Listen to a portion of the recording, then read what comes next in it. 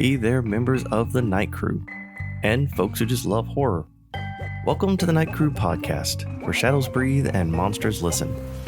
This is the podcast where we get cozy with the creepy, the frightening, and the just plain undead. I'm your host, Brad Ricks. Some quick updates before we jump into episode 2 of Cursed Objects. Signed books and merch are over at bradricks.com. I have a lot of stock, so if you want a signed book, jump over there, get yourself one. Don't forget Dead Mountain, which comes out in October. Go order it now. It is on pre-order on Amazon. Also, join my Facebook group, Brad Ricks' Book Crypt, and become a crypt dweller. It's a fun place to share horror recommendations, rave about my books, and anything else horror-related you'd like to talk about. All right, let's get started. For this episode, we are still on my Cursed Object series. This is episode 2. In the last episode, every object carried bad luck. Maybe. Tonight's 3 objects, they don't have bad luck. These are ones that people say have intent. They watch you, waiting, moving when nobody's looking. That's a completely different category of fear, and it really taps into something much older and much deeper than just unlucky. It taps into the thing your brain does automatically when anything roughly shaped like a face. We're wired to look for eyes, and once we think we found a pair looking back at us from somewhere that shouldn't have eyes, we really can't unsee it. So for this one, I'm going to talk to you about a few cursed dolls.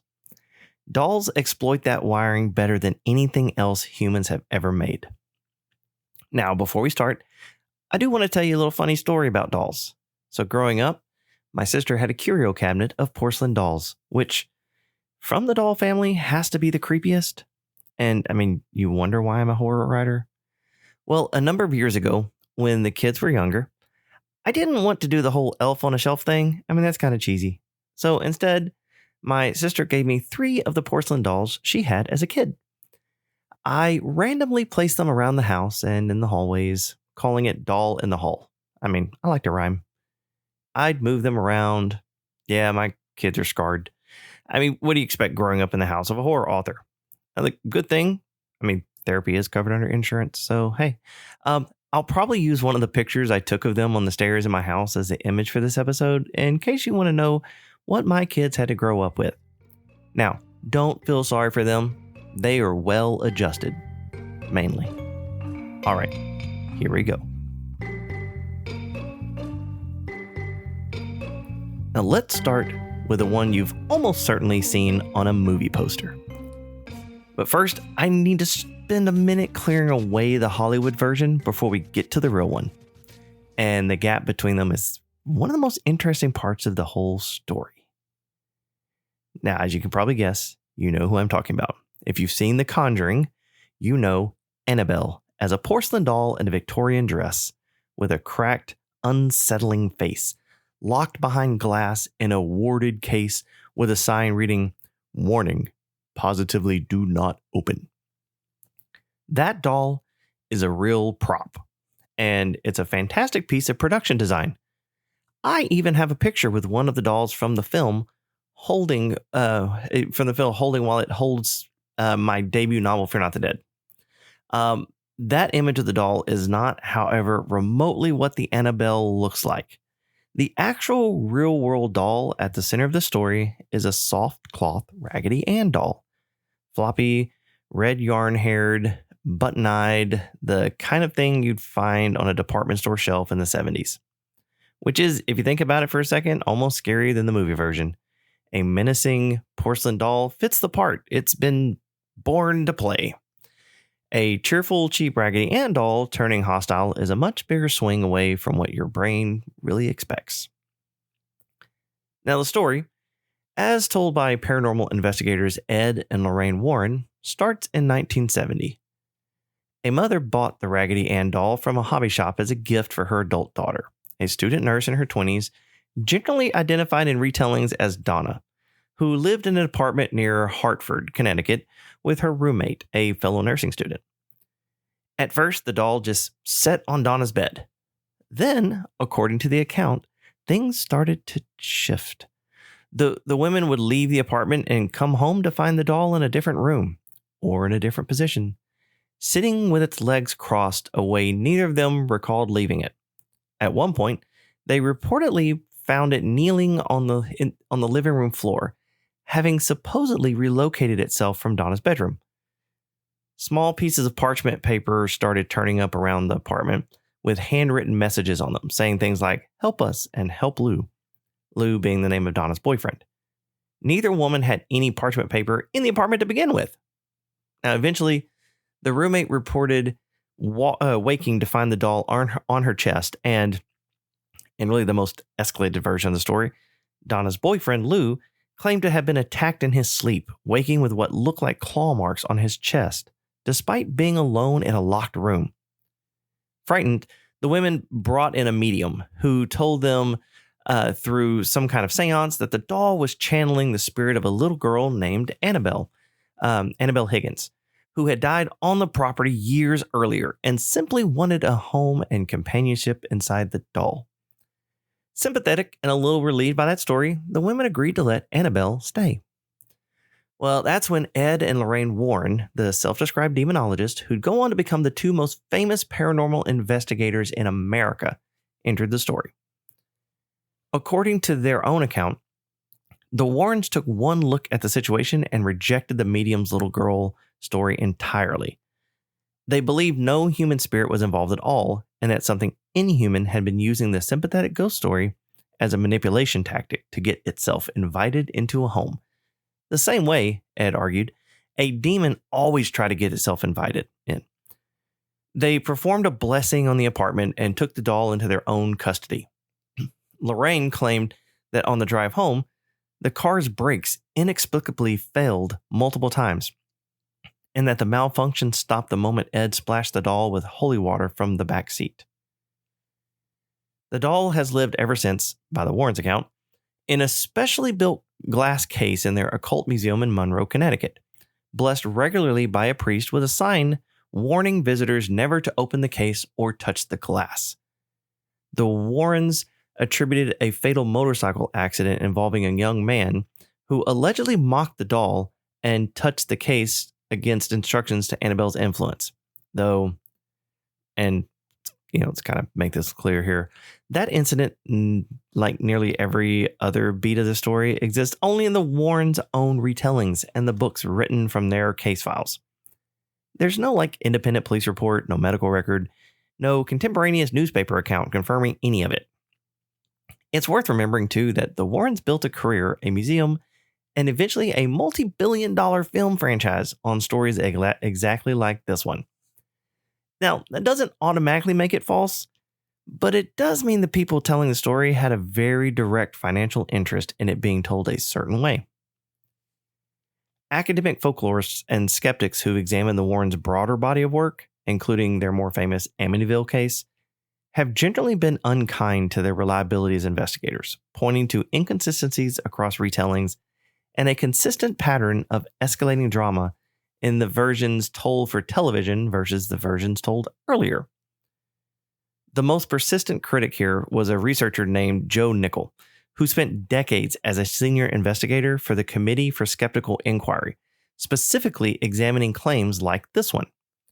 Nickel's confusion, after looking closely at the Warrens' broader case files, was that Ed and Lorraine had a consistent pattern of dramatically embellishing ordinary or ambiguous events into fully staged demonic narratives, and that cases like Amityville, for instance, which Nickel and fellow investigator Benjamin Radford concluded after independent research simply didn't happen the way it was told, followed kind of that same pattern as Annabelle. A frightened family, an ambiguous set of small domestic oddities, and then the Warrens arriving to reframe all of it as a demon. Now, none of that proves nothing happened in the Hartford apartment in 1970. It just means the only surviving account of what happened was produced and controlled entirely by the two people whose careers depended on it being as dramatic as possible. What we're left with, ultimately, is a story that can't be verified and can't quite be fully dismissed either, because it was never built to be checked in the first place. It was built to be told out loud at exactly this kind of angle on exactly this kind of podcast, which I'm choosing to find a little bit funny rather than a little bit troubling. Now, some updates though. In August of 2025, comedian Matt Rife and paranormal YouTuber Elton Castee purchased the Warren property and took over stewardship of Ed and Lorraine Warren's entire collection, which has been closed to the public since 2019 due to some zoning issues at the original Monroe, Connecticut location. The collection, including Annabelle, is relocating to a haunted Warren museum in Essex. It's on Essex Street in Salem, Massachusetts, taking over roughly 4,000 square feet with 13 exhibits and over 1,000 artifacts tied to the Warrens' most famous cases, things like Amityville, the Conjuring house, and more. It's billed as the first time the complete collection has had a public home outside Monroe. The museum is set to open in late August 2026, which I need to look. It could be any day now. But and reservations are already available. All right. From a cloth doll accused of being a demon in a little girl's disguise to a wooden doll accused of being, more or less, a small angry man. Enter Robert the doll. Now, he's about 40 inches tall, stuffed with wood wool, dressed in a sailor suit, and made sometime around the turn of the century for a wealthy Key West, Florida family called the Ottos. The doll was a gift around like 1904 or 1906, depending on the account, to a young boy named Robert Eugene Otto, known to everyone as Gene, either from his grandfather or it was either his grandfather who gave him the doll or a Bohemian servant who practiced folk magic and gave the family the doll as a parting gift after being mistreated or dismissed from the household. Now, that servant and curse version makes for a really good campfire story, but historians who research the Otto family have generally found it to be less credible than the straightforward, hey, granddad gave you a gift. Now, what is well documented is the relationship between the boy and the doll. Gene became attached to Robert in a way that reads as unusually intense, even for a beloved childhood toy. He named the doll after himself, essentially swapping identities and going by his middle name, Gene, from then on, so that the doll could keep Robert. Maybe that should have been a warning sign? I don't know. All right, he dressed the doll in his own miniature clothes. He carried it everywhere. And famously, whenever something in the house went wrong, like a broken vase or a misplaced object, young Gene would blame the doll outright. Robert did it. Neighbors reportedly told stories of hearing multiple distinct voices coming from Gene's room when he was known to be alone, and of glimpsing the doll's expression appearing to shift between visits. Though these accounts, like most of what surrounds Robert, come down to us secondhand, decades after the fact, filtered through a small town's love of a good story and its most famous eccentric artist. Because that's really what Gene Otto grew up to be, a talented, formally trained painter, educated at the Art Students League in New York and abroad in Europe, who then returned to Key West as an adult, he married a woman named Anne, and kept Robert the entire time, seated prominently in a chair in an upstairs turret room of the family home, the same house that's now a bed and breakfast called the Artist House. Now, Gene died in 1974. The house and the doll passed briefly to a young girl and a subsequent family who lived there, and reportedly became terrified of the doll, insisting it moved on its own and tried to attack her in her room. An account later published with considerable embellishment in a 1992 book by paranormal author Robert Curran, which is largely where Robert's modern, more aggressive reputation as an actively malevolent doll comes from, rather than from anything documented during Gene's own lifetime. In 1994, Myrtle Reuter, who lived in the Otto house for years, donated Robert to the Key West Art and Historical Society, and he's been on the permanent display ever since at the Fort East Martello Museum. seated in his own glass case. Now, here's a detail that makes Robert unique among things in this whole series. The museum receives, by the curator's own account, somewhere between 1 and 3 letters a day addressed directly to Robert. Yeah, addressed to the doll. The overwhelming majority aren't fan mail. They are apologies. Visitors writing in after some run of bad luck following a trip to Key West, convinced they disrespected the doll, maybe photographed him without asking permission first, which local tour guides will tell you is considered the cardinal sin where Robert's concerned, and begging forgiveness so their luck will turn around. The museum keeps a growing binder of them.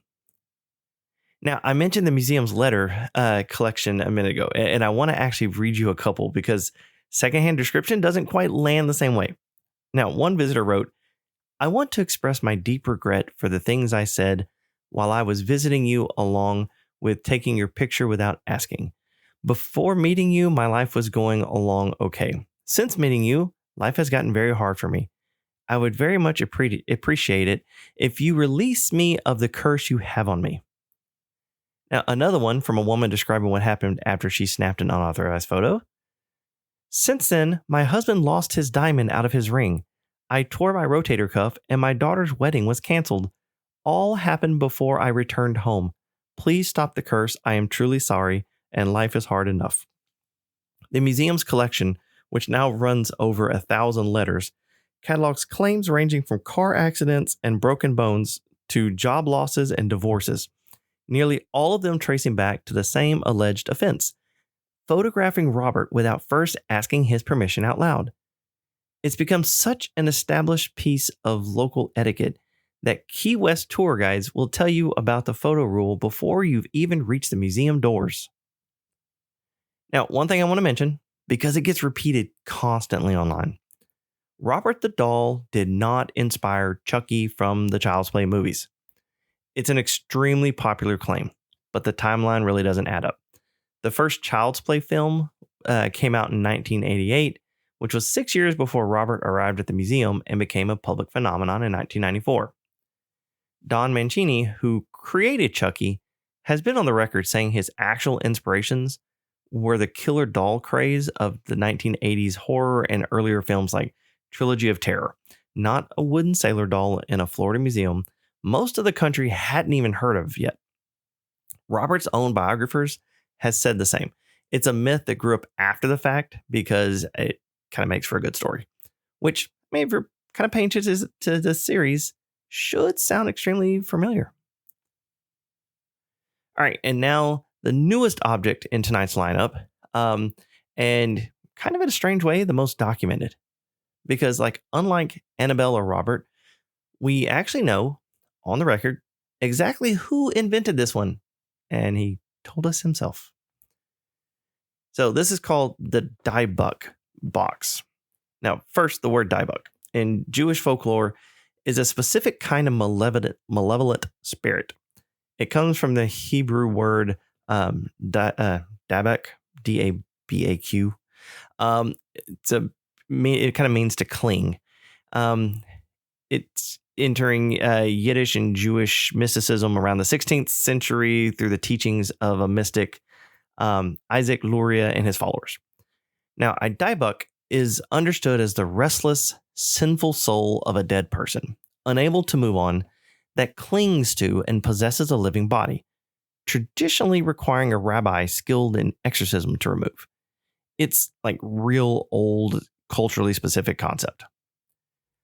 In 2001, an antiques dealer in Oregon named Kevin Manis bought a small wooden wine cabinet at an estate sale, reportedly from the granddaughter of a Holocaust survivor, who told him the box had belonged to her grandmother and that she didn't want it in the house. Manis says he began experiencing strange things almost immediately after bringing it into his shop. Unexplained smells, flickering lights, and, according to his own account, actual nightmares reported by multiple people who'd merely spent time near the box. He eventually gave the box away as a gift, and it apparently kept circulating back to him from unhappy recipients. Until, in 2003, he listed it for sale on eBay, writing up a detailed backstory about its haunted history and dubbing it, for the first time, the Dybbuk Box. The listing went viral. It sold, and then it kept getting resold, passing through a series of owners who each added their own chapter of misfortune. Illness, unexplained bruising, bad dreams. One owner claiming his hair turned gray within days. A museum curator named Jason Haxton eventually bought it, wrote an entire book about the health problems he attributed to owning it, and reportedly built it a special protective box of his own before eventually passing it along.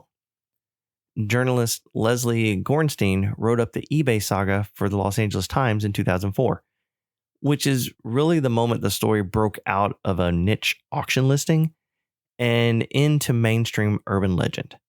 And by 2012, it had inspired a Hollywood horror film, The Possession, loosely based on the eBay listings mythology. Today, the box belongs to Zach Baggins, the paranormal investigator host of Ghost Adventures, who keeps it on display, sealed inside multiple protective layers at his haunted museum in Las Vegas. Baggins has claimed on his own television specials that visitors and staff near the box have reported dizziness, nausea, and even fainting. And the box gets a dedicated, dramatically lit stop on the museum tour, presented with total sincerity to paying guests as one of the most dangerous objects in the building. Now, here's the part of the story that I find more fascinating than any actual haunting could be.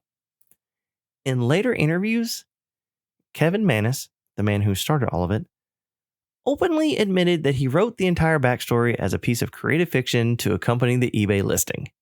His own words, and I'm going to quote this directly: "I conceived of the Dybbuk Box, the name, the term, the idea, and wrote this creative story around it to post on eBay." He's said the box itself is real, an ordinary antique wine cabinet, but that the elaborate haunted history, the Holocaust survivor, the warnings, all of it was invented, copywritten to make an auction listing more compelling.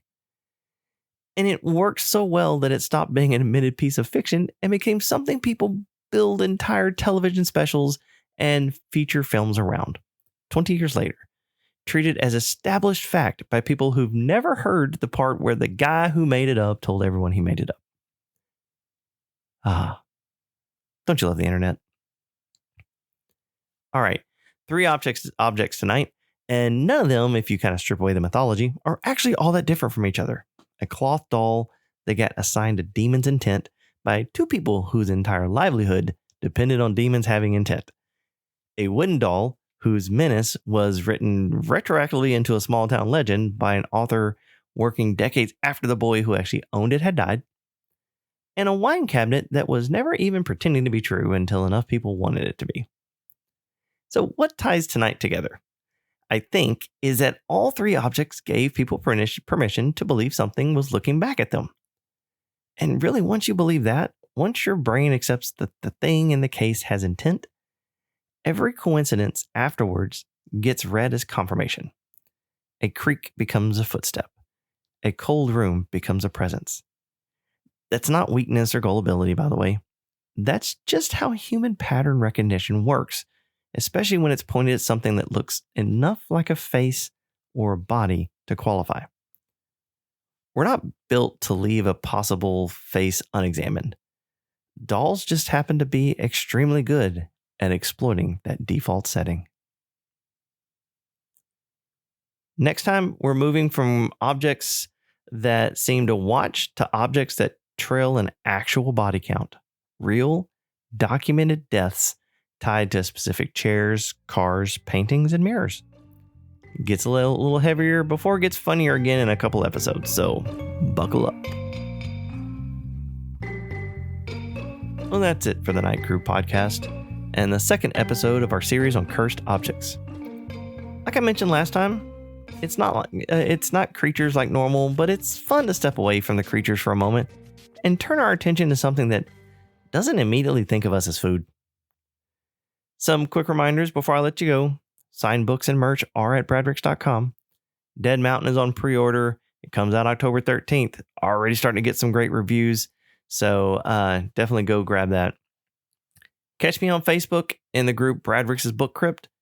And the best thing you can do for this show, share an episode with at least like one person. I mean, if 2 people share it to 2 people, and that's 4. If those 4 share it to each to that, we're at 8, and then we got 16.